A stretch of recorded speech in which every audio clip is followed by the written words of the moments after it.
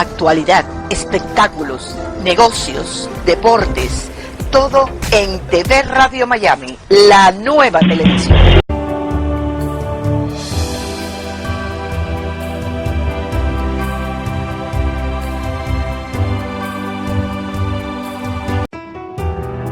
Agustín Ranguni presenta Coincidencias con Enrique Llamas de Madariaga y Denise Pesana desde Punta del Este, Uruguay, uniendo al mundo. Muy bien, volvemos. Estamos haciendo Coincidencias desde Millennium FM Punta del Este, en asociación estratégica con Radio Miami Internacional y TV Radio Miami. Acabo de recibir una advertencia de la Reserva Federal y el Fondo Monetario Internacional. En realidad no es una advertencia, sin embargo ellos lo llaman así. Es un análisis sobre el impacto económico de la pandemia y las consecuencias sobre la economía mundial. Dos académicos de la Universidad de California que apuntan a las consecuencias económicas de largo plazo que puede producir la pandemia del coronavirus, conjuntamente con el Fondo Monetario Internacional, publicaron un estudio del Banco de la Reserva Federal. Según este informe económico del Fondo Monetario Internacional y la Reserva Federal, pueden verse afectados el trabajo, los salarios y el crecimiento económico. El daño económico provocado por la pandemia es solo el comienzo de la historia, afirma un estudio que conforma a 3 economistas de la Universidad de California, uno de ellos alto funcionario de la Reserva Federal. El trabajo fue publicado por el Fondo Monetario Internacional, que por un lado reconoce que el colapso rápido y sin precedentes de la producción, el comercio y el empleo podrían ser revertidos a medida que la pandemia afloje, según los datos históricos que sugieren que las consecuencias económicas podrían persistir por una generación o más. Este estudio detalla 15 pandemias históricas que dejaron un saldo de al menos 100.000 muertos y construye un modelo económico para intentar entender la dinámica de estos fenómenos. Dice que una de las consecuencias es un periodo prolongado de tasas de interés reales muy bajas, de hecho deprimidas, que se asimilan a periodos de estancamiento secular y podrían perdurar durante 2 décadas o más. Aunque también en el estudio manifiestan que ven un lado positivo del fenómeno. Los periodos de bajas tasas también se asocian a mejoras del salario real y permiten a los gobiernos un amplio espacio para aplicar políticas de estímulo con las cuales limitar el daño causado por la pandemia. Realmente un estudio interesante en cuanto a los efectos macroeconómicos. Dicen los autores que en respuesta a las pandemias de tasa natural, la tasa natural de interés, menos la inflación real, generan un fenómeno que tiende a caer al 1,5% en los próximos 20 años posteriores al contagio. Una declinación que es similar a la que se verificó, según este estudio, entre la década del 80 del siglo pasado y la actualidad. Este trabajo asegura que se necesitan 20 años para que la tasa de interés se recupere hasta un nivel previo. Tenemos en pantalla a Norberto Spángaro. Él es un banquero de muchos años, conoce el tema económico y le damos la bienvenida. ¿Cómo te va, Norberto? Buen día.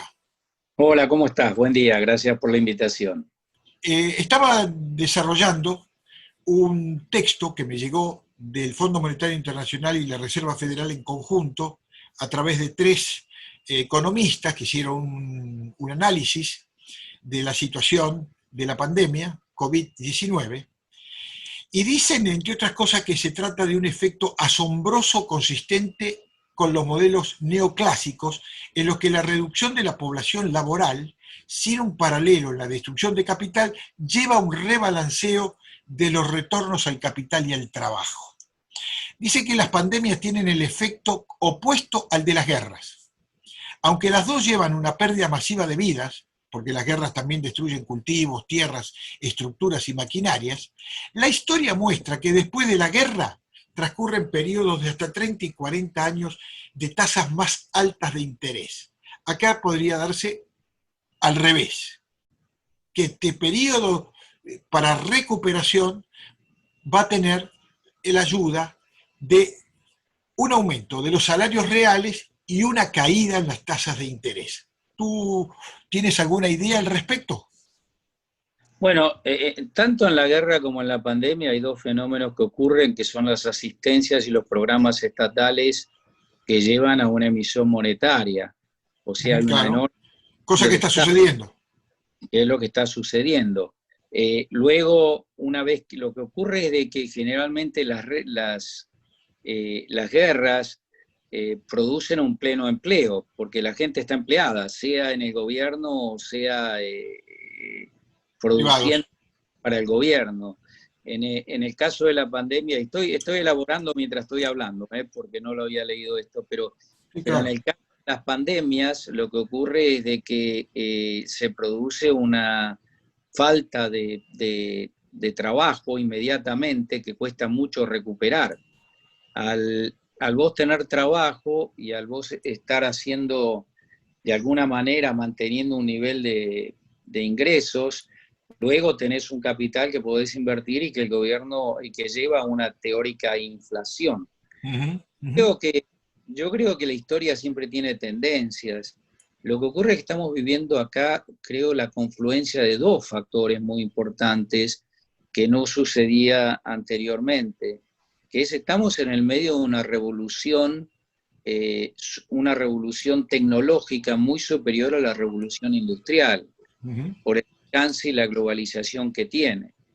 Esto hace que se disminuyan sustancialmente los efectos inflacionarios de una economía con larga cantidad de dinero en el mercado, porque hay un aumento de productividad constante. Yo creo que el mayor desafío, fíjate que después de una guerra lo principal que viene inmediatamente en realidad es una Reconstrucción, claro. de activos físicos, o sea, hacer las ciudades, las calles, construir todo, lo cual da mano de obra implica una inyección de dinero grande. Acá en realidad la inyección de dinero que está haciendo es una inyección de dinero para que la gente pueda seguir viviendo, no es que se estén haciendo más obras o menos obras. Entonces es algo diferente. Sí, es diferente, Norberto, ¿sabes por qué? Y lo dicen en el análisis, que el progreso tecnológico de los últimos años y la sustitución de la maquinaria por el trabajo, o sea, la computadora, los equipos de desarrollos tecnológicos, llevan el temor que va a haber, la consecuencia de la pandemia va a tener como resultado un alto desempleo y una baja persistente de los salarios reales.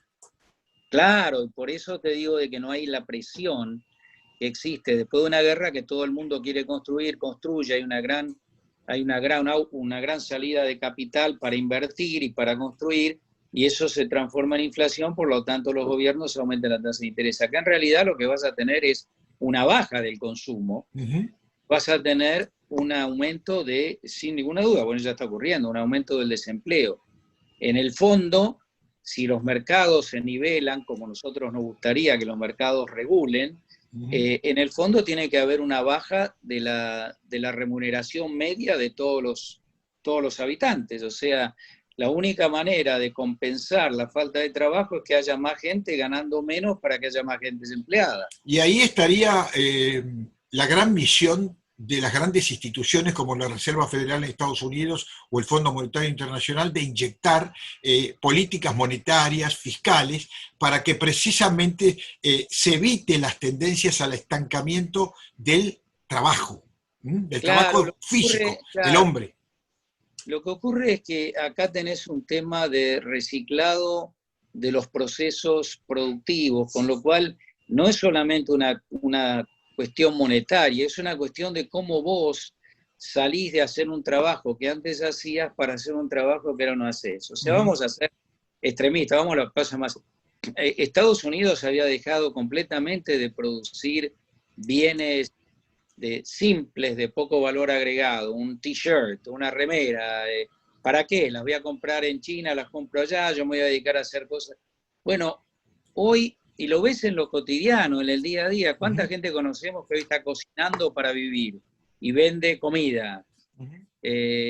Claro, venían con otra ilusión o están con otra ilusión, de a lo mejor de ser un gran chef de restaurante. Hoy tenés que vender empanadas porque si no, no vendés. Entonces, hay un adaptamiento de la sociedad que se va a dar y que la cuestión monetaria ayuda, pero tampoco puede ser eterna, con lo cual se van a... Mirá la Florida. La Florida tiene un drama serio en empleo por la enorme dependencia del turismo. Entonces... Y los servicios.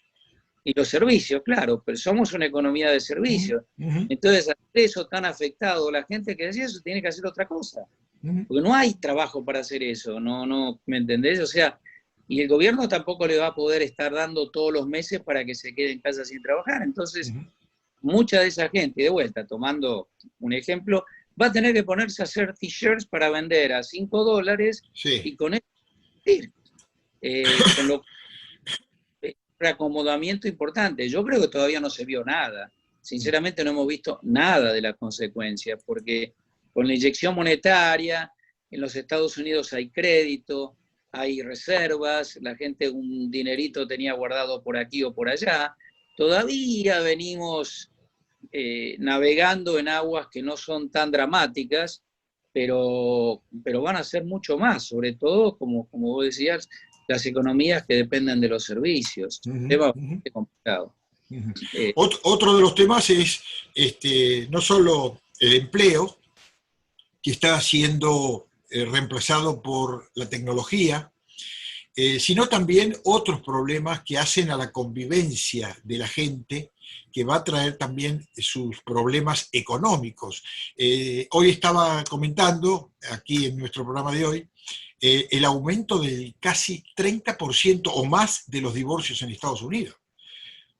Producto del encierro, producto de esta convivencia que a veces lleva a enfrentamientos, a confrontación entre las parejas, generando una serie de problemas que se suman a la falta de trabajo, a la falta de dinero, a disponer de un tiempo cuando antes se le destinaba al trabajo, ¿no? Sí, los efectos colaterales son enormes. Yo te diría que todavía ni entramos en los efectos que va a tener la falta de atención médica. O sea, la gente que ha dejado de hacer sus chequeos, sus exámenes, sus controles, en algunos casos sus tratamientos por el tema de la pandemia. Eso va a tener un impacto importante. Le agregaría a todo eso que por este momento, por ejemplo, el trabajo a distancia es una cosa que se ha tomado con mucho cariño, de alguna manera todo el mundo convive, pero en el momento que esto se aplaque y que vos tenías un funcionario, ese funcionario va a ser evaluado diferente y por ahí ahora el jefe o el dueño va a pensar, ¿y por qué no voy a buscar un funcionario que está en California? Si total es lo mismo y me ayuda. Sí. Si hay un reaccionamiento de la sociedad enorme que nadie tiene previsto, o mejor dicho, que ninguno de nosotros sabemos para dónde va y que va a haber que acomodarse. El tema de la construcción, el tema de las grandes ciudades, la cohabitación en las grandes ciudades, o sea, ¿por qué no va a haber una distribución de la población diferente? Se nota eso en el valor de las propiedades alrededor de Nueva York, fuera de Nueva York. La gente está intentando ahora vivir en casas alejadas de los centros poblados, se ha acostumbrado a viajar menos en el auto, ir a trabajar. Es un cambio enorme, o sea... Sí. Y el aporte tecnológico también, fíjate. Claro. Bueno, tenemos que agradecer que tenemos una tecnología que nos permite sobrellevar esto de una manera diferente. Nosotros no ni siquiera nos pasa por la cabeza cómo sería esto si no tuviéramos internet. Imagínate. Imagínate. Uno de nosotros, viste, vivió una guerra en Europa, cosa de eso, cuando te pasabas un mes en una cueva. Pero en comparativo quizás no estemos tan mal, pero la verdad es que hay muchísimas cosas que han sucedido, que están sucediendo, que nos agarran en un momento tecnológicamente oportuno para mitigar los efectos de toda esta pandemia. Norberto, quiero cambiar de tema, si me permitís, porque hace un par de días recibimos una triste noticia de un amigo que se va, que nos abandona. Este personaje argentino, un verdadero amigo, se trata del doctor José Caló, exdirector de la Cámara de Comercio, tuvo muchos cargos importantes, fue asistente del exalcalde Tomás Regalado aquí en la ciudad de Miami, fue el autor y el ideario el que llevó adelante la posibilidad de que la República Argentina tuviera su calle en el área de Coral Gable. Un amigo, realmente un amigo que se caracterizaba por sus iniciativas, por su calidad humana, realmente generó un impacto muy fuerte a la comunidad argentina que se nos haya ido José Caló. Ay. Es difícil. Te emociona vos también, ¿no? Porque sí, en los últimos meses con José hemos estado trabajando mucho. En dos áreas fundamentalmente. Mirá vos, una en la música. Él pertenece a una familia de músicos. Hay un gran músico de tango, director de tango, que es Miguel Caló. Miguel Caló. Yo hacía un programa de radio de tango y un día charlando, y hace un mes hice un programa sobre Roberto Caló y hablamos con un sobrino en Francia, intercambiamos opiniones, anécdotas, y estábamos trabajando muchísimo ahora en la preparación de... Él estaba muy cerca de la Argentina, vos sabés, sí, seguía claro. mucho ahora estaba con un diputado, Alberto Acef, que acaba de presentar un proyecto que lo teníamos José de la provincia 25, y bueno, y hablábamos muy seguido, así que es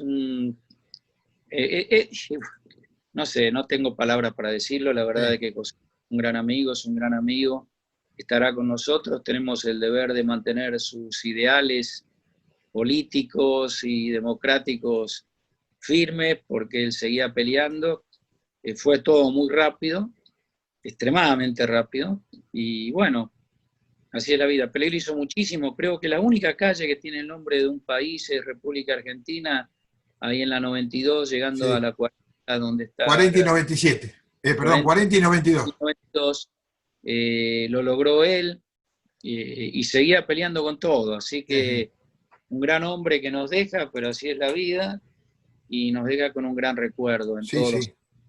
Sí. Todo un grande para Rosa María, la mujer. Exactamente, iba a decir eso, que le mandamos un saludo cordial a Rosa María, que lo acompañó siempre con todo cariño, con todo afecto, y bueno, y lo respaldó en todas sus iniciativas, ¿no? A José. Sí, sin ninguna duda, le estaba pensando en viajar, así que ya te digo, últimamente estábamos hablando bastante por esas cosas, y bueno, así sucedió, así que José salió, se fue una... Ya está, ya tenemos al doctor más rápido que un bombero. ¿Cómo está, Jack? Mucho gusto, ¿cómo están? Bueno, estamos con Norberto Spángaro, un argentino, recordando precisamente la muerte de otro argentino, gran amigo, que ocupó puestos claves al lado de Tomás Regalado en la ciudad de Miami, un hacedor, un forjador, no solo de amistades, sino también de oportunidades para desarrollarnos. Se trataba de Caló, José Caló, que se acaba de ir. Pero bueno, aprovechando que usted ha entrado aquí, Norberto, ¿qué te parece si le preguntamos algo sobre qué está pasando, qué es lo que está sucediendo en las últimas horas, qué cambio puede haber positivo en este asunto del COVID-19? ¿Cómo no? Sí, porque estamos muy confundidos, ¿viste? Leemos números, pero sobre todo los que ya tenemos una edad que nos pone en situación de riesgo, es confuso. Lo que todo parecería indicar que en algún momento tenemos que enfrentarnos con este animalito y darle pelea porque, porque se queda, no se va. Sí, terrible. ¿Qué es de nuevo, Jack? Así es. Bueno, en realidad está fuera de control en muchas partes de Estados Unidos, ¿no? Y en muchas partes del mundo. Y yo creo que el problema ha sido es que no hemos tenido como el mecanismo como por rastreo de contactos establecido como tenían en Asia, ¿no? Que donde han pasado ya por el SARS y muchas otras infecciones más. Y obviamente estaban mucho mejor preparados que nosotros. Eso es perdonable. Lo que no es perdonable es que continuamos así. Okay, que no hay como un mecanismo a nivel mundial en los países que no tienen experiencia con esto en hacer algo al respecto. Con la excepción de Guayaquil, donde obviamente hicieron un esfuerzo que fue la idea de un muchacho de 34 años, un arquitecto, que básicamente se le ocurrió la idea de tomar la información de la nube del 911 y de las llamadas a las funerales para hacer mapas donde identificaban las personas con COVID. Y después de eso, pues comenzaron a mandar brigadas y ellos llegaron de 400 muertos al día a 0 muertos al día por un periodo de 40 días. Y es lo único que yo he visto en esta parte del hemisferio donde alguien ha hecho algo que ha funcionado. Y si Dios lo quiere, pues ojalá que todos los países hagan lo mismo. Pero tengo entendido que aún Quito, que está en Ecuador, no está siguiendo las mismas pautas. Imagínate, si una ciudad en el mismo país no lo sigue, tú te imaginas que otro país lo siga, es como complicado. Pero bueno, nosotros estamos abogando por eso, ¿no? Estamos abogando por rastreo de contactos, estamos abogando por uso de la ciencia para saber dónde están los contagios y para controlarlo, porque la vacuna no va a venir por un año. O sea, esa es la realidad, por mucho que el presidente Trump está hablando va a presentar una droga, una forma de resolver el problema. Tú dices que cualquier ayuda, cualquier idea, cualquier aporte tendría por lo menos la demora de un año. Sí, la vacuna por lo menos tiene un año y eso sería a una velocidad que nunca ha ocurrido antes. O sea, si eso ocurre sería una cosa muy buena que se compararía un milagro. Aterrizar en la luna, básicamente. Algo por el estilo, porque nunca ha pasado algo así. Pero asumiendo que sea verdad, de que los científicos dicen que es posible que lo puedan tener, pero estamos hablando de un año que tenemos que vivir con este virus. Qué barbaridad. Bueno, ahora, hay que buscarle la solución porque hoy estábamos hablando de que el COVID-19 en Estados Unidos está generando 30% de divorcios de aumento. Y muchas cosas más, problemas mentales. Perdón, Norberto. No, yo le quería comentar al doctor, bueno, que... Tenemos 2 minutos nada más, por favor. Justamente que a mí me sorprende que acá, con el tema de la privacidad, los amigos que hemos encontrado que se han enfermado, no hay contact tracing. O sea, lo llama y dice, bueno, se enfermó, cuídese, si tiene algún problema llama al médico, pero nadie toma ninguna acción para buscar los contactos, dónde estuvo. Eso nos da una falta de información terrible, ¿verdad? Absolutamente. Por eso nosotros tenemos un equipo como de 1.500 rastreadores de contactos voluntarios que lo están haciendo. Para las personas que quieran tenerlo, solamente pueden acceder fácilmente, directamente, y es totalmente gratuito. Contanos, por favor, ¿a dónde pueden acceder la gente? Porque tenemos un minuto más. ¿Cómo no? Si quieren aprender sobre cómo hacerlo, es voluntario.larkinhospital.com. Esa es la manera de hacerlo. El curso de rastreadores COVID.larkinhospital.com. Y si tienen la enfermedad y quieren rastreo de contactos, es covidfighterapp.com. Y ahí ponen su información y le van a asignar un rastreador de contacto gratuitamente. Bien. Jack, lamento que hayamos dispuesto nada más que pocos minutos para charlar contigo, pero bueno, por lo menos lo hicimos. Se nos está cerrando el tiempo para terminar con el programa, pero muchísimas gracias por haber compartido con nosotros estos minutos. Gracias a ustedes, con mucho gusto. Gracias. Norberto, muchísimas gracias por haber compartido con nosotros el recuerdo de un grande como fue José. Gracias. Gracias. Nosotros hacemos lo de siempre. Nos despedimos agradeciéndole a toda la gente que nos acompaña, a todos los que nos apoyan y si Dios quiere estaremos mañana aquí a la misma hora de siempre. Chao.